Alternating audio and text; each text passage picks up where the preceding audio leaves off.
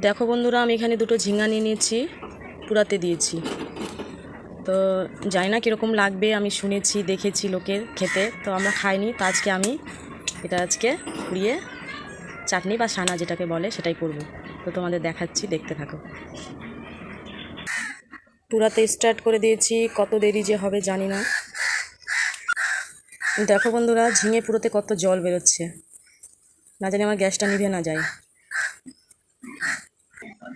পুরানো প্রায় শেষের দিকে, আর একটু পুরাবো।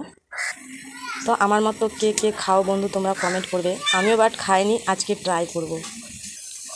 দেখো ভিতরে কীরকম জল উতলাচ্ছে ভাতের মতো।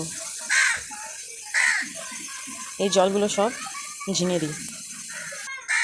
তো ঝিঙে পুরানো হয়ে গেছে। তো খেতে কেমন লাগবে জানি না, তো আমি এগুলোকে এখন ধুয়ে ছিলে নেব। তো দেখতেই পাচ্ছ আমি ছুলে চটকে নিয়েছি। এবারেতে লঙ্কা পেঁয়াজ কুচি দেব। লঙ্কা পেঁয়াজ কুচি দিয়ে দিয়েছি, এবার লবণ দেব, সরষের তেল। তো আমি হাত দিয়ে চটকে নিলাম। আমি চাইলে মিক্সিতে পেস্ট করতে পারতাম, তো সেটা স্বাদ আলাদা হয়, হাতেরটা আলাদা হয়, বেশি ভালো লাগে। তো জানি না কীরকম লাগবে খেতে বন্ধুরা। তো আজকে আমি খাবো, তারপর বলবো কীরকম লাগে।